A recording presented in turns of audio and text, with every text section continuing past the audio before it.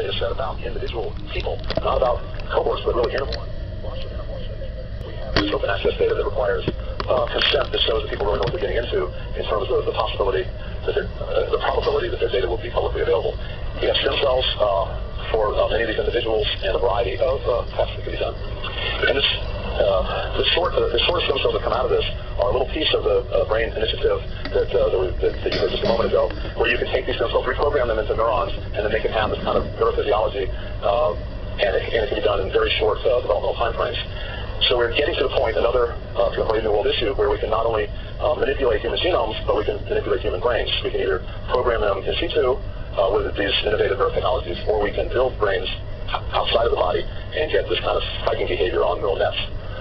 This brain initiative was partially instigated by this group of 6 people that I was part of in 2012, and it was really remarkable how quickly it went from that semi-obscure forward-looking piece in Neuron to an announcement by Barack Obama that we had a brain initiative. I mentioned nucleases that you can target. You can program to find a needle in a haystack of the human genome or other genomes.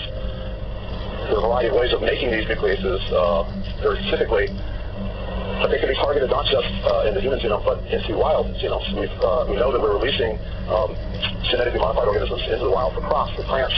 There are a few animals that are being released into the wild. For example, Oxitec is releasing Aedes aegypti mosquitoes, which have been engineered to be essentially like males that are sterilized by radiation, but in this case it is sterilized by genetics. That seems like a fairly safe thing, since the males don't suck blood and they are sterile. It's a special case. But you can see that the communities are warming up to the idea of releasing plants and animals into the environment. This would be the most extreme form of that, and as a consequence, Kevin Esvelt, Andy Smidler, Flaminia Kataruzia, and I published 3 papers very recently laying out this new form of gene drive. The basic idea goes back to Austin Burke in 2003 at least, but this is a CRISPR-based gene drive. It's so much easier probably to do, and might be something worthy of a cautionary tale, something worthy of being very thoughtful about, because it is so enticing and because it is so easy to do that even individuals might be able to do it. So now is the time to talk about it before we go much further. And since we published these papers, we've already now done it, experiments on gene drives. It's not published in yeast. We've done it in yeast because they have such a rapid generation time. This method is directed at sexual transmission, where you can correct spread a desired package through a wild population, or in this case a laboratory population, exponentially, so all the offspring have it. And the experiment in yeast has been very, it's been close to 100%. This is kind of the simple version of how it spreads. This is decidedly not like the Gregory Mendel peas that we saw a few slides ago, included in Paul's talk. This is something where essentially you introduce one or a few mosquitoes into the population that have the gene drive, and it spreads exponentially to all of their offspring and all their offspring's subsequent matings until it is throughout the population. And it can spread packages such as resistance to the mosquito to malaria. So you're not actually hurting the mosquito, but you're making them so they no longer can be vectors for malaria. Or you could make it so that there's a little, that you only get transmission of the Y chromosome, in which case you'll eventually result in decrease in the mosquito population.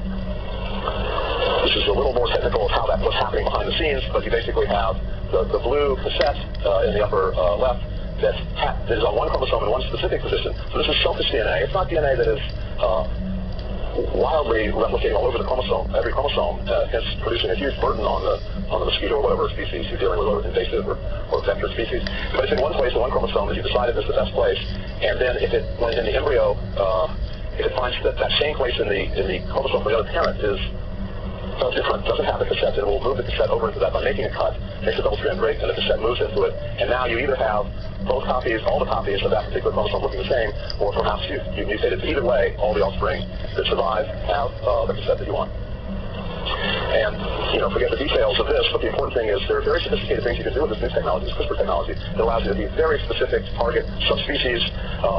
So you have not only the species mating behavior and geographical barriers, but you have this genomic barrier that you can engineer so that you can make sure that the cutting is efficient and specific and even subspecies specific. You can do immunization either against gene drives or against natural components like viruses, and you can make reversal drives. I will make the argument that we are poorly adapted to our current environment.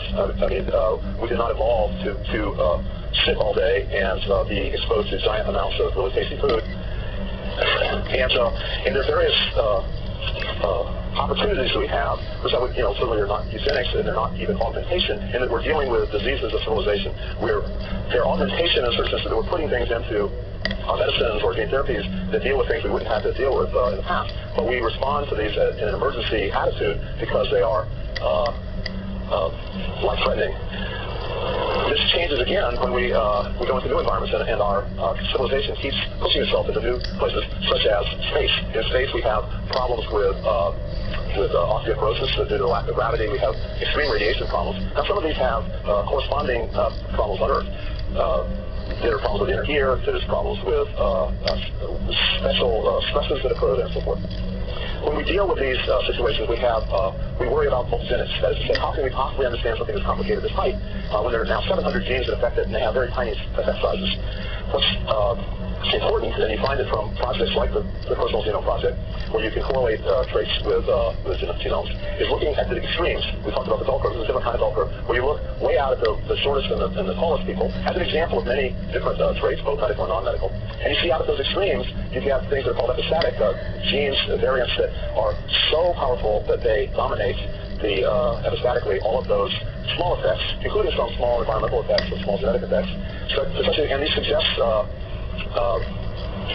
cures as well, or treatments that will influence these very complex genetic and environmental traits. So if you give growth hormone to a young person, maybe even at an age where growth should be stopping, growth will continue and their stature will approach whatever stature goal they've had. So this is an example of something where you have what looks like a very complex genetics with fairly simple consequences. Anything about medicine is simple. You also have this, you will often have cases where you have one person on the planet at any given moment where you've learned it. You don't have huge statistics here. You have a forward size of 1. Nevertheless, you can prove causality by making animal models in some cases making human in vitro organ models. And these you can consider rare protective alleles. These are things like, in this case, myostatin. You get a double null, meaning missing both copies. And at more or less at birth, the child had high musculature, as you can see reflected in the animal models. And there are many of these. All of these are, none of these are unmitigated protective variants that have no downside, but they have interesting possibilities. Some of these I mentioned in the context of imagining that they could be useful to deal with disease of civilization or new environments in space. So, for example, there are LRP variants. This is a heterozygote. You have extra strong bones, or missing growth hormone. You might have smaller people in space. That you have insensitivity to pain. You have odor might be involved in space. You can have multivirus resistance, low coronary artery disease, and so forth. These are floating around in the population. Many of them minus or minus are double nulls. These are genes that are served among all animals, but they're missing in human beings, and they're not only alive, in many cases they're thriving. A possibly extreme example of this are people that live past 110 years. This slide is not an advocacy of smoking and drinking to excess, but the point is it's probably not solely that they have a great environment. They may actually have some exceptional genes, and so we're studying their genomes and trying to test hypotheses about them. Wrapping up here, as we go into space, we need to study biospheres, how our environment interacts with our genetics in more detail. I've already mentioned cosmic radiation. There are organisms that are very distantly related to us that are radiation resistant, and you might say, how irrelevant can that possibly be? How many mutations will it take? Well, it turns out you can change with as few as 4 mutations an organism to be 100,000 times more radiation resistant. Whether this applies to humans is still unknown. And I'm just going to end on this very playful and speculative slide. This is a typical operating room. We will have to make a decision as we go into new environments outside of Earth, whether we want to drag along with us all our competence. We can or we can't. I consider that part of genome engineering is how we interact with the huge part of our genome, which is in our microbiome. And I mentioned that there are people that have sensitivity to pain. You can engineer this such that it can be turned on and off. And so rather than going into general anesthesia with its risks or opiate type analgesics, you could have something like this. So I thank you and time for questions, I hope.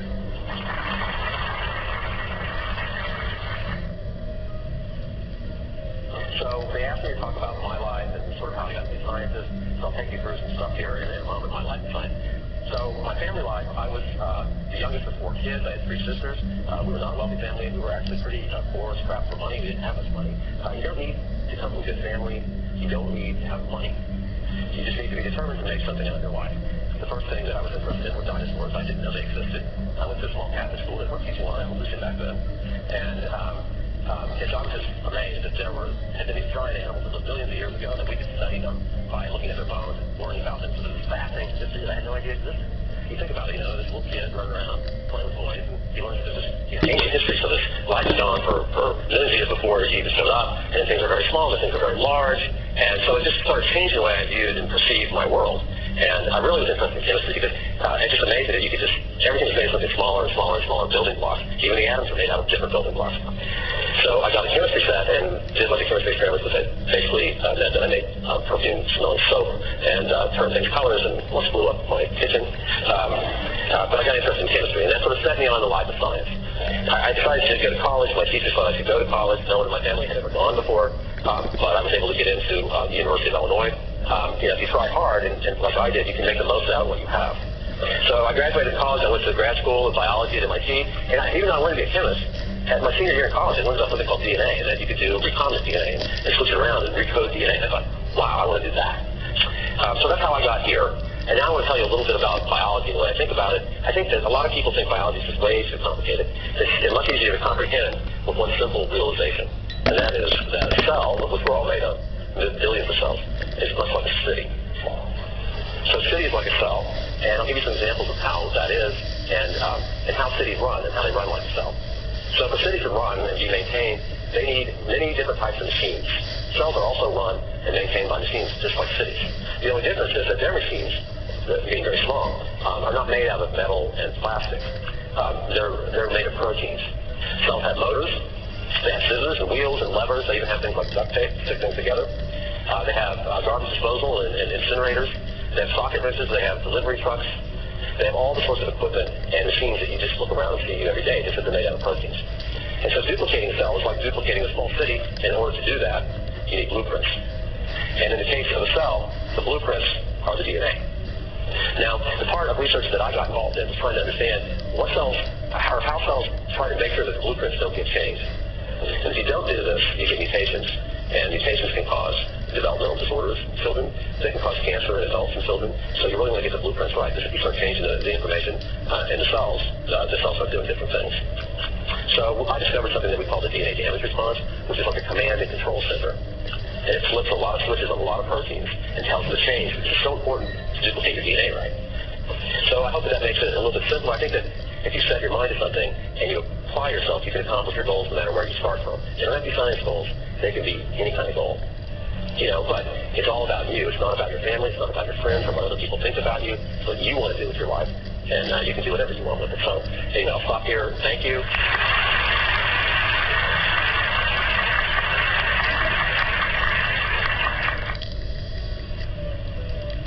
Historically, scientists have been able to alter the traits of domesticated plants and animals, but have not been able to do this to wild populations.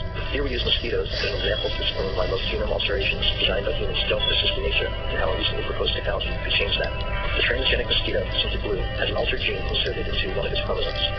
When it mates with the wild-type mosquito, each parent contributes one copy of each chromosome to their offspring. Thus, only 50% of offspring will carry the altered gene, while the other half will inherit the wild-type version from both parents.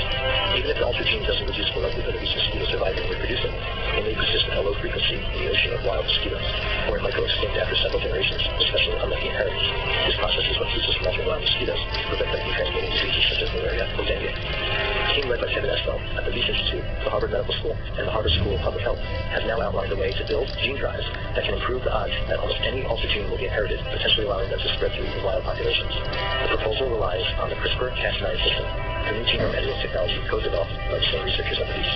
Gene drive mosquitoes carry both the altered gene, the genes for the Cas9 enzyme, and several guide RNAs that tell it where to cut. When passed to offspring, the guide RNAs direct Cas9 to cut the wild-type version of the gene inherited from the wild-type parent. The cell then copies both the altered gene and the drive when it repairs the damage. Because the mosquito now has two identical copies, one on each chromosome, all of its offspring will inherit the alteration in the gene drive. This same process will be repeated in subsequent generations, causing the alteration in the gene drive to spread through the population.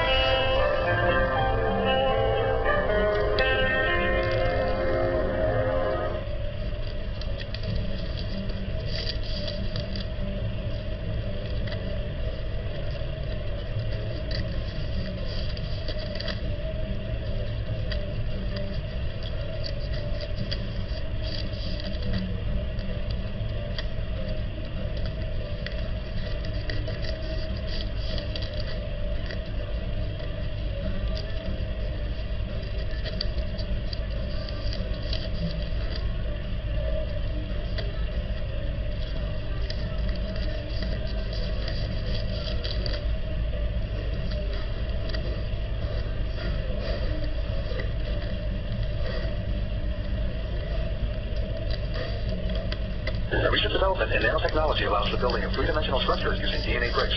These bricks work a lot like interlocking Lego pieces. Each of these new nanobricks is made up of a single strand of DNA, and each strand is 32 nucleotides long. You can think of a strand as a Lego brick that has two pins and two holes. The pin of one brick is able to plug into the hole of another brick, but only if the DNA sequences of the two strands that make up the pin and the hole are complementary. The bricks connect at right angles. This is what allows us to build structures in three dimensions. Under certain conditions, the bricks self-assemble. Here we show the construction of a cube. Each brick within our block structure has a unique DNA sequence and fits in only one location within the block. You can think of a cube as a three-dimensional canvas consisting of 1,000 phosphoryls. Each phosphoryl is defined by 8 base pairs of DNA and measures about 2.5 nanometers. To make a certain shape, bricks are withheld before we allow them to self-assemble. We've built over 100 different shapes in the lab of the 1,000 phosphoryl canvas. Here's a computer-generated view of some of these shapes. And here are microscopic images of the actual shapes, as seen from above. We believe that the ability to construct intricate 3D structures will extend the range of applications that DNA nanotechnology can address, including making sophisticated DNA devices to mimic biosynthetic machineries and to arrange dense molecules in 3D space to generate a variety of functional nanomaterials.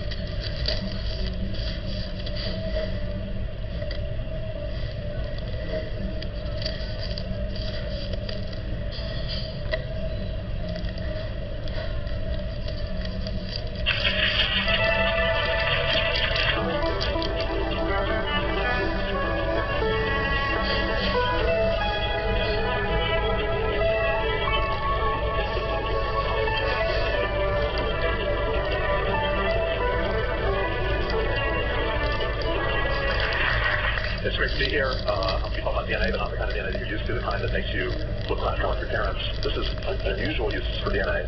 We serve DNA as a detector. And all of you here should appreciate detectors, and I'm going to put it in exactly that context. We're going from outer space, detecting dark matter, to inner space, seeing about our health and our brains, using DNA at every step, and most importantly, using citizen science. How you can all participate in this project where really you are already the greatest expert on this one subject. This is your own body and mind. So this is my conflict of interest slide. This is Barb McClintock, who was a pioneer in this idea that DNA could be a detector for X-rays, cosmic rays, and initially we realized these were damaging to our cells and could cause cancer. She could detect these with the colors of the kernels, even little dots on each kernel. Here's something where we're trying to detect a new exotic, hypothetical, partially detected, maybe particle explaining the dark matter, possibly. These weakly interacting massive particles, there are a number of detectors already in play.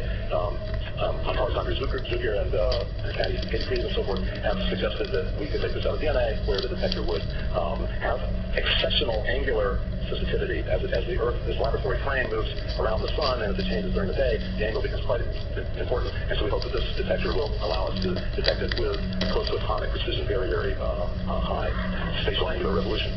And part of the reason we can even anticipate these kind of things, we measure the XYZ coordinates of something with DNA, is because we have this exponential improvement in DNA analysis and synthesis.